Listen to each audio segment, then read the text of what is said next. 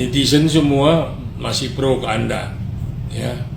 Jadi masih banyak yang simpatik kepada Anda, Nikita, karena memang kita tahu perjalanan sidang dari skincare ini seperti apa. Kita tidak melihat ada TPPU-nya, ya. Kalau pras memeras tidak seperti itu pasalnya, karena untuk koruptor aja yang udah ratusan miliar bahkan triliun itu hukumannya cuma 4 tahun. Dan ketika mereka banding berkurang setahun, mereka kasasi berkurang lagi setahun, jadi cuma jalanin 2 tahun. Nah, mudah-mudahan Nikita nanti di tingkat kasasi bisa dibebaskan. Saya nggak lihat ada TPPU-nya, saya lihat memang pemerasannya. Tapi pemerasannya seperti apa? Kan ada deal antara Reza Gledys, ya, dengan Nikita, ada deal, ya.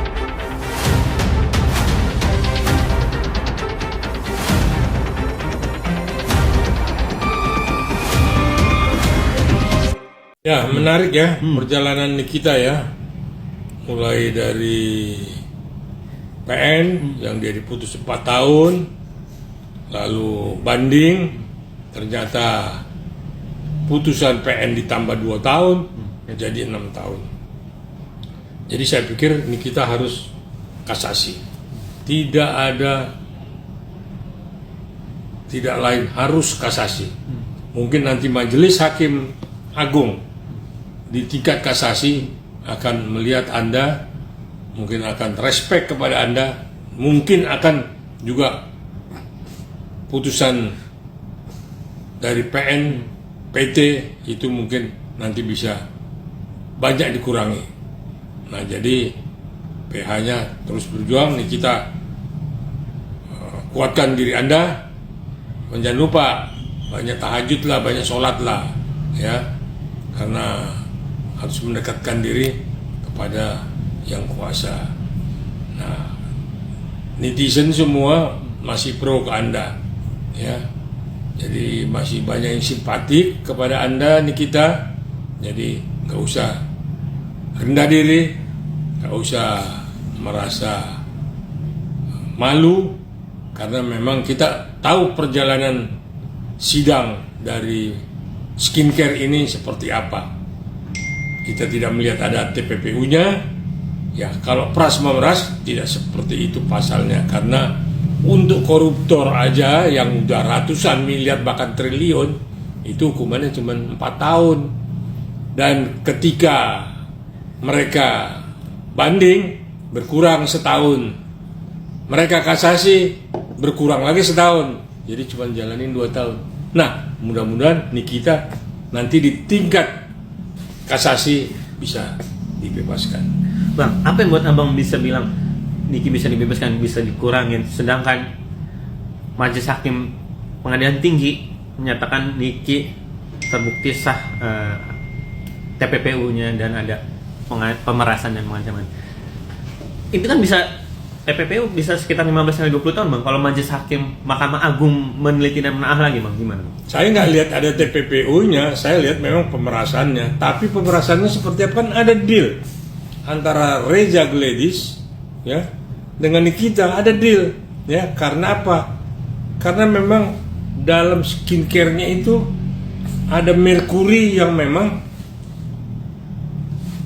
Reza Gledys tidak mau itu diungkap ke publik, sehingga ini kan nilai komersilnya tinggi, sehingga tidak mengganggu perdagangan skincare-nya. Nah, inilah yang memang ceritanya jadi berputar, jadi terbalik, menjadi dia pemeras, menjadi uangnya itu TPPU. Nah, tapi kita lihat semua fakta perjalanannya, yang mana TPPU-nya, siapa Reza Gledys, dari mana awal cerita ini yang kita mesti buka, ya.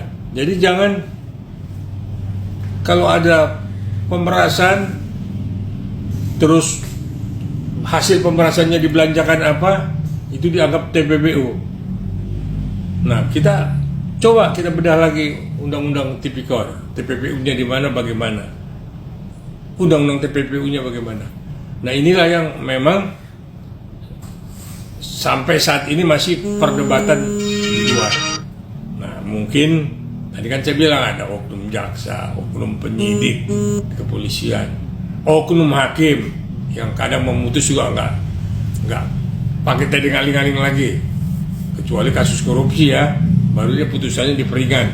Kasus gini-gini yang memang kasus publik namanya, dipublish, kasus selebriti, ya pasti majelis hakim mungkin melihatnya ini konsumsi netizen, konsumsi buzzer.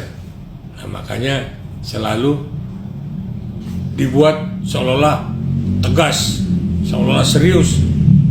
TPPU harus masuk, pemerasannya sudah masuk, jadi 4 tahun, jadi 6 tahun. Mungkin nanti dikasasi jadi bebas. Mungkin dikurangin ya, tidak bebas ya karena ada pemerasannya. Tapi pemerasannya kan ada benang merahnya.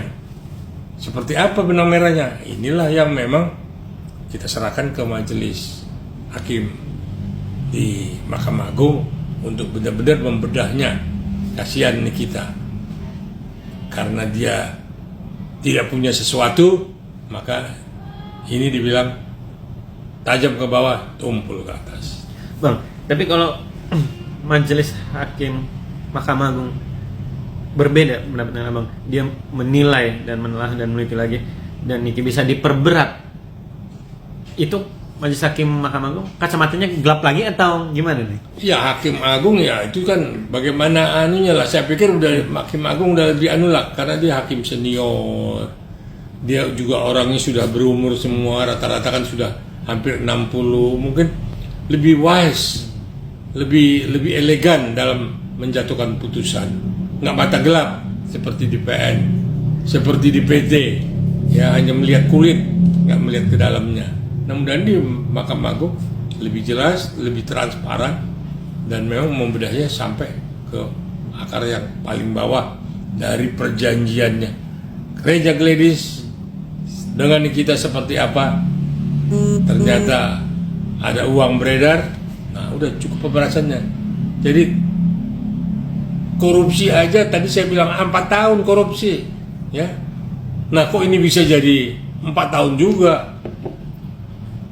Yang urusannya 4 miliar, yang urusan triliun 4 tahun, bahkan ada yang 2 tahun. Nah ini yang saya bilang tadi, hukum itu hanya tajam untuk orang kecil, dan memang ke atas itu untuk orang besar. Tajam ke bawah, tumpul ke atas. Inilah selalu kita minta penegakan hukum itu benar-benar harus tegak. Jangan penegakan hukum seperti menegakkan benang basah. Itu saya pikir intinya. Oke, mantap. Terima kasih.